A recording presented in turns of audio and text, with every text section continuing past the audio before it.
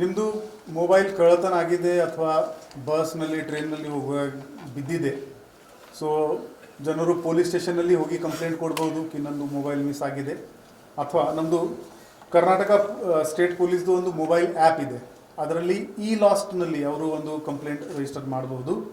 ಅಥವಾ ಇನ್ನೊಂದು ಗೌರ್ಮೆಂಟ್ದು ಒಂದು ಪೋರ್ಟಲ್ ಇದೆ, CEIR, central equipment identity register.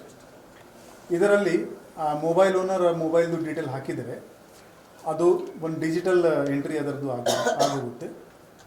ಮತ್ತು ಈ ಮೊಬೈಲ್ ಇವರು ಲೋಕಲ್ ಮಾರ್ಕೆಟ್ನಲ್ಲಿ ಚೀಪ್ ರೇಟ್ನಲ್ಲಿ ಮಾರಾಟ ಮಾಡಿಬಿಡ್ತಾರೆ.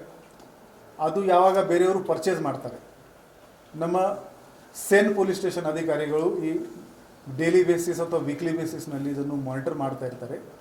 ಆ ಮೊಬೈಲ್ನಲ್ಲಿ ಬೇರೆಯವರು ಸಿಮ್ ಹಾಕಿದ ತಕ್ಷಣ ನಮ್ಮ ಗಮನಕ್ಕೆ ಅದು ಬರುತ್ತೆ. ಆವಾಗ ನಾವು ಅವರಿಗೆ ಕಾಂಟ್ಯಾಕ್ಟ್ ಮಾಡ್ತೀವಿ. 66B ಇನ್ಫಾರ್ಮೇಷನ್ ಟೆಕ್ನಾಲಜಿ ಆ್ಯಕ್ಟ್ ಪ್ರಕಾರ receiving stolen property is a offence. ಆ ಮಾಹಿತಿ ನಾವು ಅವರಿಗೆ ನೀಡ್ತೀವಿ, ಇದು ಸ್ಟೋಲನ್ ಪ್ರಾಪರ್ಟಿ ಇದೆ ಅಂತ. ಆವಾಗ ಅವರು ಈ ಮೊಬೈಲನ್ನು ಸ್ಟೇಷನ್ಗೆ ಕಳಿಸ್ಕೊಡ್ತಾ ಇದ್ದಾರೆ. ನಮ್ಮ ಸೇನ್ ACP ಶ್ರೀ ರಘು ಮತ್ತು ಅವರ ತಂಡ ಈ ಒಳ್ಳೆಯ ಕೆಲಸ ಮಾಡಿದ್ದಾರೆ.